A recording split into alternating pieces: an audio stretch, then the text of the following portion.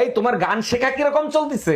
খুব ভালো, সামনের সপ্তাহে টিভিতে গানের অডিশন দিতে যাব। তাই নাকি? কই একটু গেয়ে শোনাও তো শুনি। দেখেছি প্রথমবার দু চোখে প্রেমের জোয়ার।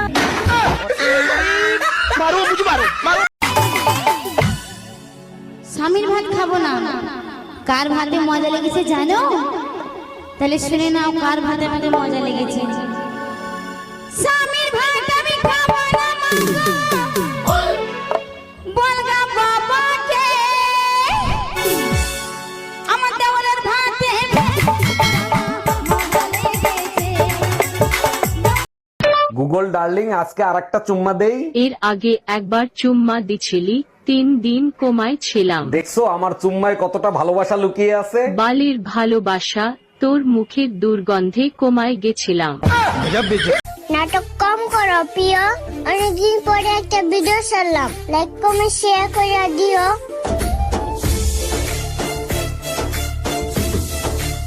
এই মায়া, 5 দিন আগে তুমি আমার কাছ থেকে 5,000 টাকা নিছিলা, সেই টাকার হিসাব দাও। 5 দিন আগে তোমার কাছ থেকে কিসের টাকা নিছি? মাথা মুথা ঠিক আছে?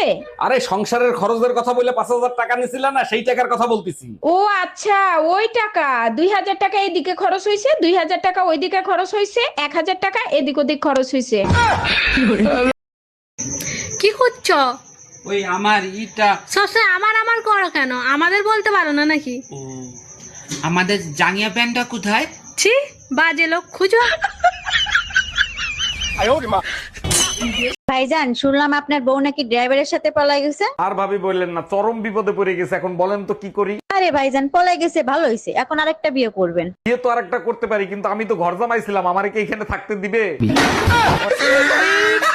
একটা মেয়ে আর কত দিকে সামলাবে? একটা মেয়ে আর কত দিকে সামলাবে? তোমার বাড়ি সামলাবো নাকি তোমার বাবা মা সামলাবো নাকি তোমার বাচ্চাকে সামলাবো? ওরে তুই শুধু তোর মুখটা সামলা, বাকি সব এমনি ঠিক হয়ে যাবে। কাকিমা, তুমি সত্যিই চোখে দেখতে পাওনি? না রে, সত্যিই আমি চোখে দেখতে পাইনি। তুমি যে চোখে দেখতে পাওনি আমি কিভাবে বুঝবো?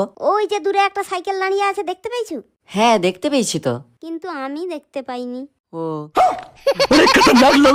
আচ্ছা মায়া, সত্যি করে একটা কথা বলো তো, আমারে দেখতে কি পাগলের মতো লাগে? যারা তোমারে পাগল বলে তাদের চোখে সমস্যা আছে, কি হইছে সেইটা বলো। জুম্মার নামাজ পড়ে বেরোইছি, সবাই আমারে দেখে হাসতেছে, মনে হয় জানি আমি একটা পাগল। তুমি পাগল না, আজ তো একটা ছাগল। তোমার প্যান্ট ধুয়ে আমার প্লাজো পরে গেছো।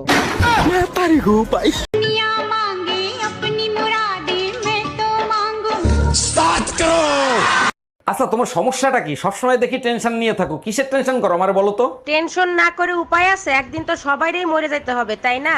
এতে টেনশন নেওয়ার কি আছে? যার জন্ম আছে তার মৃত্যুও হবে। একবার চিন্তা করো, সবার শেষে যে মারা যাবে তাকে গোরস্থানে নিয়ে যাবে কে?